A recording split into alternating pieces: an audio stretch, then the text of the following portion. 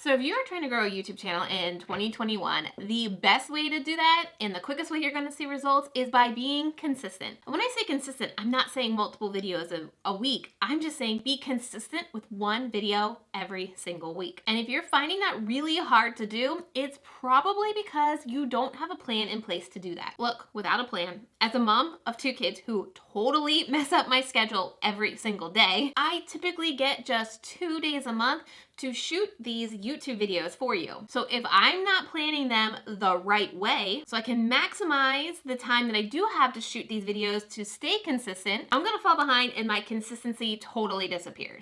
And look, not only am I planning my own content to stay consistent within my agency, my team and I are responsible for keeping 8 other YouTube channel creators, entrepreneurs consistent on YouTube as well. That means giving them the videos to film, editing, and uploading them. So when I say I live off of a plan, it is a plan that not only works for me to stay consistent, but for me to also help 8 other channels stay consistent as well. If you're excited to hear my exact strategy for planning YouTube videos, I want to know you're excited. So make sure you hit that like button right now. And if you have not subscribed and hit that little bell beside it, because that's going to let you know when my new video comes out, you're going to want to, because in the next couple of weeks, I'm going to be diving into the best ways to grow your YouTube channel that also helps you make more money in your business and on your YouTube channel. So make sure you go and hit subscribe and the little bell. The first piece of your plan is to have ideas. Good ideas. And sometimes that can be the hardest part. So your first step is to do your research. I'll actually link to a video, I forget on which side it pops up here, but it's a video where I go into detail on all the different ways you can find video ideas. So if you don't have any ideas just yet, make sure you bookmark that video and watch it right after this one. But in the research phase, this is where I'm digging into things like tags, SEO, what am I gonna title my video? What is my thumbnail gonna look like? Hear me loud and clear, because the biggest mistake you can make in this research phase is spending too much time on tags and SEO research. While yes, it is very important to do research about your video to find out, first, is there actual search for that topic? Meaning, are people using the words that you're using to look for that topic? The second thing is that topic highly competitive? Because if there's a lot of people putting content out around the same topic, it can be hard for a newer or smaller channel to break out. So how can you put your unique spin on it so you can break out? And the third thing that this research phase does is really clarify the direction you're going to take your video so you can break out amongst all the competition that may be out there. Do not spend hours going down the rabbit hole looking for the best tags and the best way to SEO your video. Recently, TubeBuddy posted this on their Instagram and I love it. It says content is greater than tags, and you need to remember this when you're starting to create really good content here on YouTube that you want to help grow your channel. It's 2021 on YouTube, and the robot, the algorithm, whatever you want to call it, behind YouTube is getting really smart. So you aren't going to be able to grow your channel on tags and optimizing your description box alone. So my biggest recommendation, in fact, if you learn anything from my video here, is to take the time you would be spending on tags and put it more into this next step that I'm going to share with you. And that step is analyzing your competitors and what's working for you. Now, I don't enjoy calling people in your niche that are doing the same content as competitors. I've heard somebody call them niche neighbors, but the key in this phase is to figure out what your target audience is watching, what they are enjoying, and what's currently out there performing well. This is the piece where I start screenshotting and collecting data inside of my project management tool, Asana. Every time I start working on my YouTube content and I start planning it out, I go into my Asana board and I have this template mapped out where I have every single step that I do to create this video, and it also links to my video editor and my designer as well, since we have this full team. So I will come in here, I will duplicate this task so that everything goes into a new card, and I will put a title idea that I'm thinking about. Let's just say how to make good thumbnails. All right. We're just making that one up. I also make sure I check assignees because I have my video editor assigned to her tasks and so on and so forth. So we'll create that new task. If you're interested in getting this complete workflow, including many of my other business workflows, I do have it available for you to purchase. I will link to it down below in the description box so you can seriously swipe this and use it as your own. Now we have this, how to make good thumbnails. We're going to move it over here to the title and script phase, and I'm going to start researching. So if we go back to YouTube and we type in how to make good thumbnails. What I'm going to do is I'm actually looking at videos that have more views than that channel has subscribers, because that means people are watching it and YouTube's recommending it to more people than just that channel's subscribers. Obviously, Video Influencers has a great video. I'm also, when I'm looking at this, looking at the thumbnails, and I know, okay, this is not my target audience really, as mostly female entrepreneurs. My audience is going to be more attracted to something like this. So I may take a screenshot of Catherine's thumbnail as a thumbnail inspiration and then save it into this particular card in my Asana board to remind myself that was kind of the thumbnail direction that I had. How can I put my own spin on it and brand it for my own custom brand? I'm also looking at titles and how people are titling them. So how to make a custom thumbnail,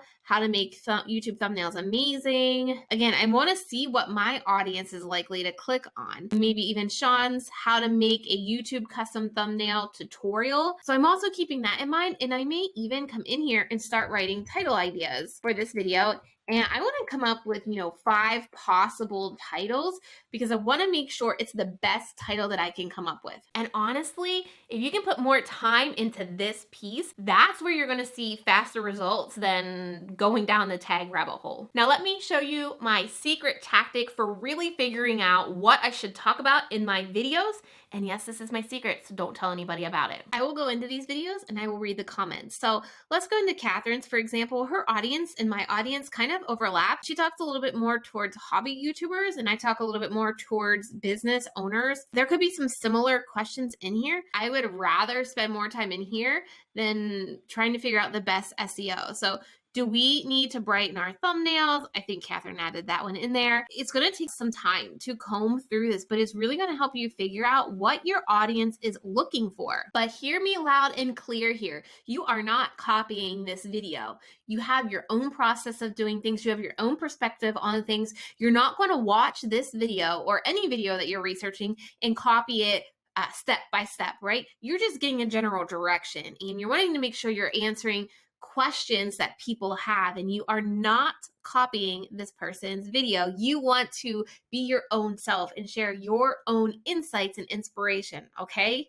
Get that clear. Now, if you have a YouTube channel, you can get some really interesting data. So if we go up in here and we go to YouTube Studio, and then we go over to Analytics, and you want to click on the Audience tab, you're going to actually see what kind of content and what creators YouTube is grouping you with. So YouTube says somebody that watches this particular video or this particular channel is probably going to be likely to watch my video. So you can come down here, the audience tab, and right here, other channels your audience wants, right there.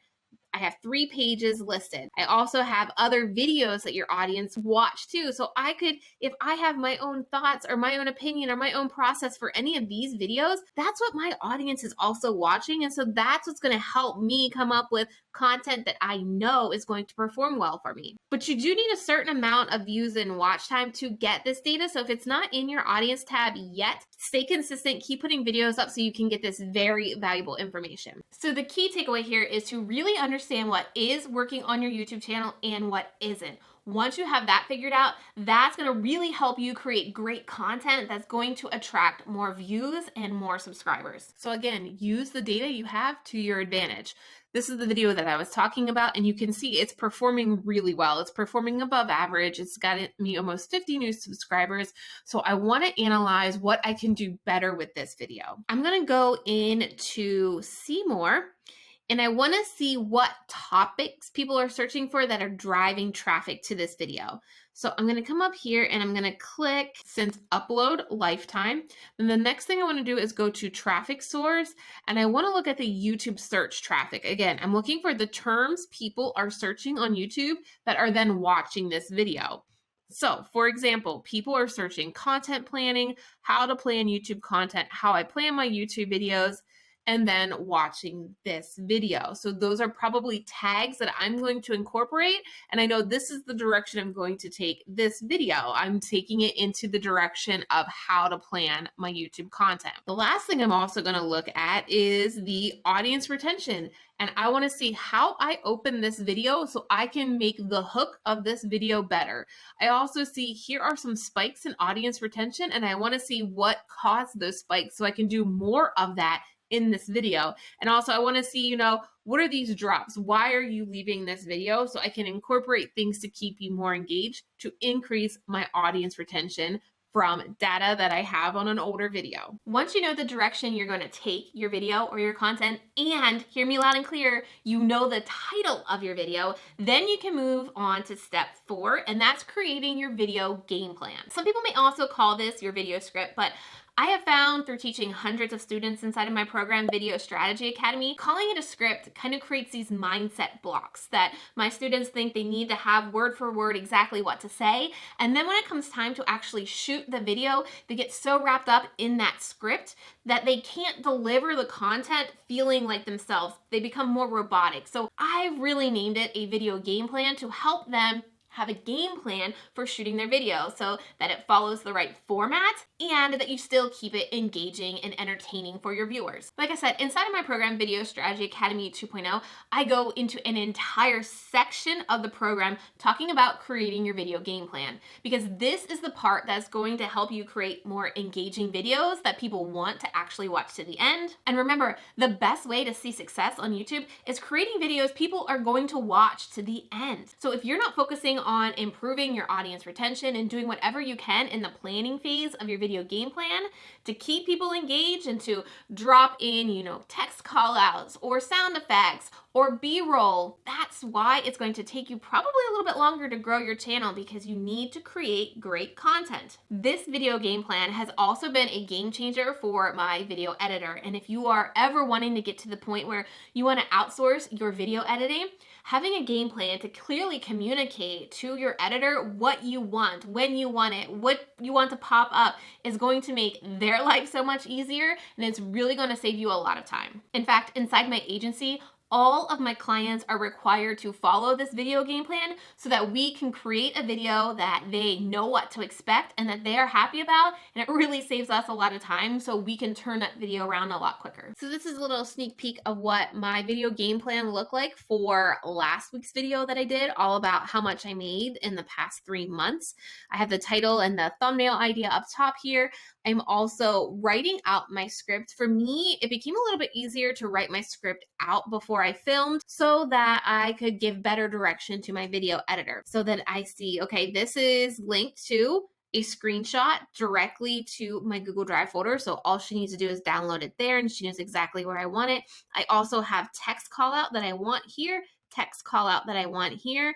And then it goes the whole way down through linking to any specific GIFs, however you want to call them, screenshots, B-roll. I will link right in here, and I will say like B-roll number 1 and link it to the specific footage that I want, or Loom video number 1 and link it to the specific footage that I want, because it keeps things super organized and it gets me the video that I ultimately want from my video editor on just one try. So if we go back to Asana for this particular video that I'm shooting right now, you can see all the things that I had done before I hit record. I have the call to action that I'm using at the end of this video. I have the thumbnail text that I want for this video. At the Google Drive folder, I have the video game plan, so I have everything scripted.